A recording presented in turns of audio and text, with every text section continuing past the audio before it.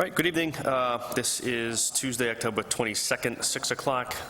Town of Auburn Board of Health will call the meeting to order. Looking through the agenda here, reorganization of the board, I think we'll withhold that one. We'll have to pass that one on again because we're not all here. Review the agenda, add or remove any items. I know looking at the agenda, it appears to be a little light. We do have a hearing, which we will certainly do the hearing in a brief discussion. But as far as director items, I think that the majority of that stuff is, do we need to delete anything from that? Or No, they're all quick. Okay. All right. So I think it's, we now just past 6:05. I'd like to move on to the hearing that we have scheduled at 6:05, the septic LUA request. I have a motion to open the hearing. I would like to make a motion to open the hearing for the septic LUA request at 6 Pondville Court. All right, and I will second that motion. All those in favor? Aye. Hearing is now open. So this is a septic design, and we have a septic repair at 6 Pondville Court.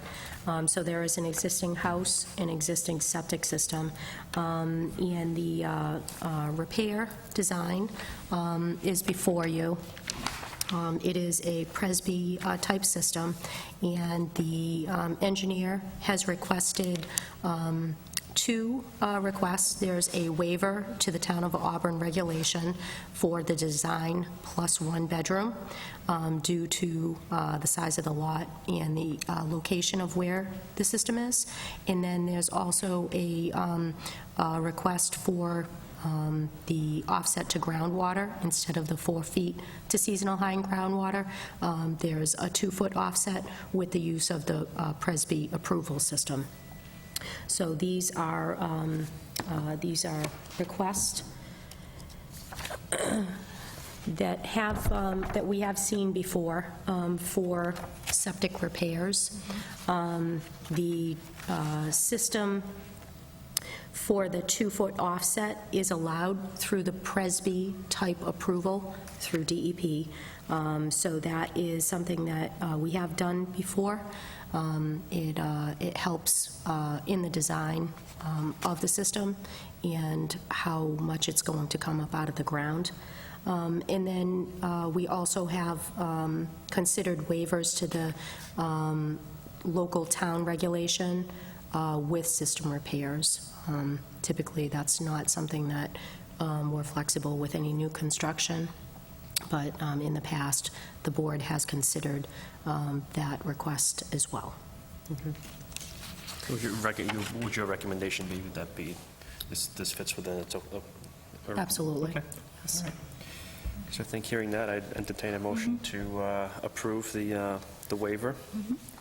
So I'd like to make a motion to approve the waiver for the septic LUA request at 6 Pondville Court. Okay. And I second. As As presented. presented. As presented. Mm-hmm. And I will second that motion. All those in favor? Aye. Aye. All right. That is approved. Okay, great. Thank you very much. Any more discussion on that? No? Nope. Okay. Motion to close. Okay, I second that. And all those in favor? Aye. The hearing is now closed. 6:10, a quick discussion on the tobacco regulation. Sure. It was in the news, of course, with that. Yeah, so there's obviously a lot going on at the state level, and we wanted to take that into consideration with so much going on with the orders that were recently issued by the governor. And Eileen has gone through, as we discussed last time with the tobacco regulation, we have a model reg that we have taken a look at what the options are, and the board had suggested that we go through and see what would make sense for our town. Mm-hmm. So we actually have I think you have in your packets, you have basically the checklist of things that we looked at. We took a look, and Eileen, do you want to just review quickly on some of the things that we thought might make sense and see the board. Yes. After the last month's meeting, you had asked us to go through and kind of highlight ones that we really recommend, and although that doesn't mean that you can't look at the other ones. On the left-hand side, I checked off the items that were already in our current regulation, and one that was mandated by the state already, the age one. The circles are ones that Darlene and I have been kind of reviewing and going over for a couple years now, to look at to see if we would like to add them to our regulation. Minimum size cigar packaging, that's when you go in and they have 2 cigars for 99 cents. It's really appealing to the children that can't afford a $10 pack of cigarettes. And it is mainly their kind of cigarellos, the blues, the flavored ones, and they sell them really cheap. The ones that are sales to minors were the 2 for $1.49, and you get 2 packages, and there's 2 in each package.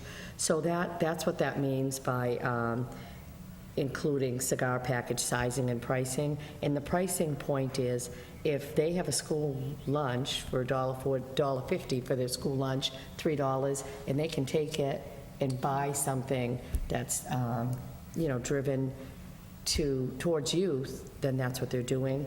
So we've thought about it for a long time, but that's something that we would like to see in our next reg. The fine ones are kind of self-explanatory. Restricting flavor, that's being looked at right now by the state, and we're not sure where they're going to come up on that, but it's something we're interested in if it's not part of what the state does. Blunt wraps are actually most commonly used for marijuana. However, the wrap itself is made with nicotine. So it's not like a zigzag paper, it's actually called a blunt wrap, and it's derived from tobacco leaves and still has some traces of nicotine in it. We do ban distribution of tobacco, but we don't have the coupon portion of it in there, so we would like to update to that. Out-of-package sales, based on, because of the high cost of cigarettes, they now are dismantling a pack of cigarettes and selling 1 cigarette for $2.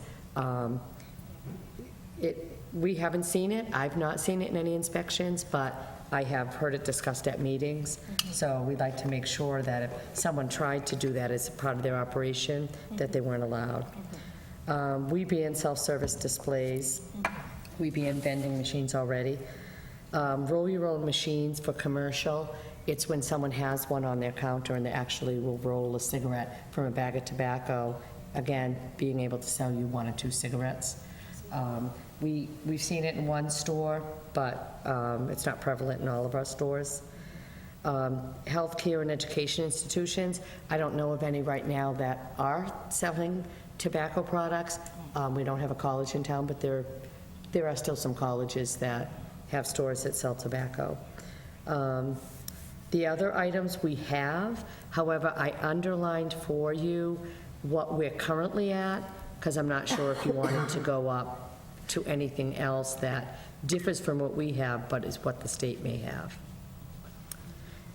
In any of the ones that I didn't hit upon, I just thought that you as a board may want to look at it and see if you want more information. So the next time we meet, the ones that we're considering, then I'll bring the detail behind it to what, may be an option that we might want to choose that goes along with it. Yeah. Of the That's ones awesome. that we have, do you see any issues with those?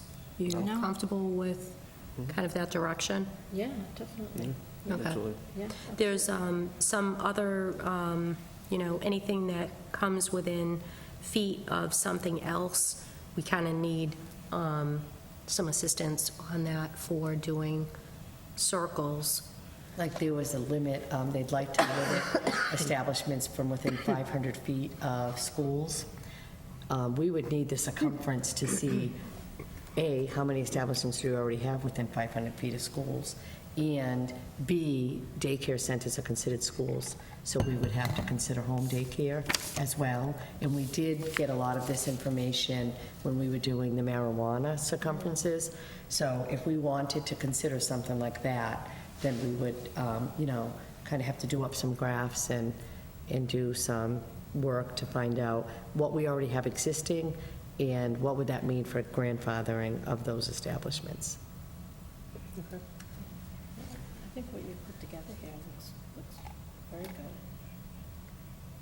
Then I think there also is one for caps, on caps and limits on how many permits we issue. Not sure how many towns already do that, but we can find out, because essentially you'd have, I think we're at about 25 to 27 permits, tobacco permits. If you wanted to cap it at that, or say you cap it at 30, or no cap at all. So kind of have to think about if that's something you want. We'd probably like to see what other towns are doing on that, Yeah. and what the benefit of it is, Yeah, because essentially, it drives business as well. Right. Okay, so we will, we'll start working in this direction. No, I think that's a great start. And then we'll obviously see what's happening, present day. I think there's going to be a lot that's happening at the state level. So, Excellent. okay, Thank you. great. Thank Next you on the very agenda, much. we have some director's items. Yes. Excuse me. So for the, I wanted to let you know, we have some assistance from the AG for some of the housing issues that we have in town. Eileen and Jordan were able to go out with the AG recently, and they were here within the past couple of weeks. So we're working steadily on that. Animal control, just again, we're getting towards the end of the year. Some people haven't licensed their dogs already. Those that haven't gotten a license are facing fines if they don't license. So we just wanted to let people know to get their licenses. Tobacco control, obviously, we just touched upon the regulation. And then solid waste, we have the single-use plastic bag reduction bylaw was approved by town meeting. So that is going to be sent to the AG's office for review, as with everything for town meeting. And if all goes well and they support the vote, then our office will be connecting with businesses for what the next steps are. So more to come on that. Yard waste, the yard waste dates are starting next week. So the pickup, we're doing similar to what we did in the springtime, which worked out pretty well and cut down on a lot of misses and complaints. So we feel like we'd like to move in that direction again for the fall. So the yard waste pickup will be 4 consecutive weeks, starting next week. So whatever your trash day is, that's the day that your yard waste will get picked up. So you put your yard waste out on your trash day. We have reminders going out to the residents. Actually, I think we sent out one today on the town website and social media. And so I just wanted to let you know about that. The Central Mass Mosquito Control, we are almost at a hard frost. We've had a couple of near misses, getting in the 30s. It's getting colder at night, but I don't think we've had a real hard frost. So the threat is still there. The order is still in place. No town activities past 6 o'clock for any of the anything that's outside, and making sure people are protecting themselves. Emergency preparedness update. Eileen has been working pretty steadily on a drill that we are going to be doing at our senior flu clinic this Friday. So we're actually going to combine our senior clinic, which is actually another notification. So this Friday from 10 to 12 at the Auburn Senior Center, it's our senior clinic. It's the first clinic that we do every year for the seniors, and we will be at the senior center bright and early. Eileen, do you want to talk about what our requirements are for this emergency preparedness drill? This is on a smaller scale. Our major EDS site is the high school.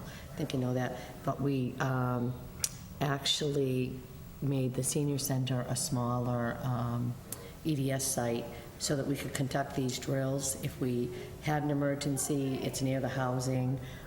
It would be a great place to be able to service the people that live in the housing and the elderly that can't go far up there. So the state will actually come in and review our setup. The processes that we go, they'll time us, how long it's going to take us to set up, how efficiently we can get the people through, what our protocol would be based on, this is an inoculation EDS site drill, and how the town is prepared for something like that. So you have to have a certain amount of people from our call-down list. Me and Darlene, Jordan will suffice. Everyone else doesn't need to go. We have to include MRC people, and then the state will come in. After that, they do a full survey that we go through, ask us questions, how we came about to why we wanted to do it there, how we did it, did we meet the timelines, did we do the proper signage. We've been through the drills, we've been through this smaller drill, a little smaller last year, it's a little larger, and we've been through a couple larger drills over at the high school. So I feel like we're really prepared, I feel like we're ready, but it's always good to kind of put the things in motion that we sit at meetings and talk about and hope we never have to utilize this, but it keeps us abreast at what, we could improve on, or, how well we're doing. So. Okay. Very good. And kind of just one of the reasons that we want to do a drill there is because we do clinics there Yeah. often, so it makes sense. Office update, I wanted to let you know we do have a new clerk that started in the department, so we're pretty excited about it. So she will be training over the next several weeks to get up to speed. Excellent. And for communicable disease, we have a report from the nurse.